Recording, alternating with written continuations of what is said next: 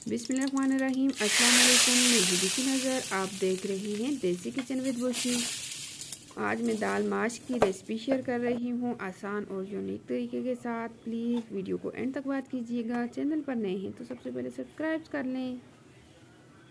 चलिए video start करते हैं। 250 ग्राम दाल माश ओवरनाइट के लिए भिगो देना है। 3 अदद टमाटर बारीक चॉप किए हुए, 10 से 12 जवे लहसुन के वो भी बारीक चॉप कर लेने हैं। हरा धनिया और हरी मिर्च बारीक चॉप की हुई, 1 टीस्पून खुश्क धनिया का पाउडर, 1 टीस्पून नमक, 1 टीस्पून लाल मिर्च, हाफ़ टी स्पून हल्दी, half teaspoon chilli flakes. 200 gram सरसों का ऑयल मैंने गर्म कर लिया है। अब इसमें चॉप किया हुआ लहसुन ऐड कर लेना है। लहसुन को हमने गोल्डन कर लेना है। लहसुन हमारा गोल्डन हो गया है। अब इसमें मसाला जात ऐड कर लेने हैं। मसाला जात ऐड करने के बाद 10 से 15 सेकंड इसको कुक कर लेना है। फिर इसके बाद इसमें बारीक कट किए हुए टमाटर ऐड कर लेने हैं। टमाटर को तकरीबन हम 10 से 15 मिनट के लिए अच्छे से कुक कर लेंगे। टमाटर हमारे कुक हो चुके हैं। अब हम इसमें दाल माश ऐड कर लेंगे।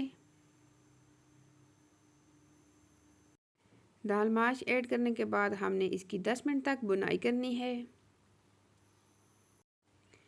दाल माश को हमने अच्छे से भून लिया है।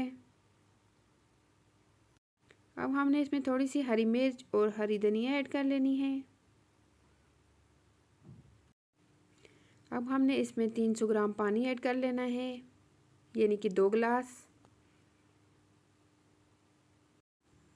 अब हमने प्रेशर कुकर को बंद कर लेना है। 5 मिनट हम इसको प्रेशर देंगे। 5 मिनट हो चुके हैं। अब हम ओपन कर लेते हैं। दाल माश हमारी तकरीबन रेडी हो चुकी है। अब हमने इसमें बारीक चॉप की हुई हरी धनिया और हरी मिर्च ऐड कर लेनी है।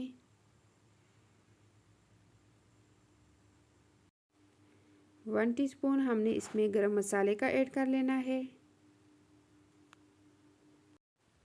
अभी मैं आपको डिश आउट करके दिखाती हूँ। अभी इसको हमने तड़का भी लगाना है। हरी मिर्च और हरी धनिया से हमने इसको गार्निश कर लेना है। उसके बाद हमने इसको साबुत लाल मिर्च और जीरे का तड़का लगाना है। 1 चुटकी जीरा, 3 से 4 अदद साबुत लाल मिर्च। बहुत मज़े की खुशबू आ रही है। आप भी इस तरह की दाल ज़रूर ट्राई कीजिएगा। रेसिपी अच्छी लगी हो like share comments and subscribe कर दीजिएगा। दुआओं में याद रखिएगा। मिलते हैं एक अच्छी सी नेक्स्ट वीडियो के साथ। अल्लाह हाफिज़।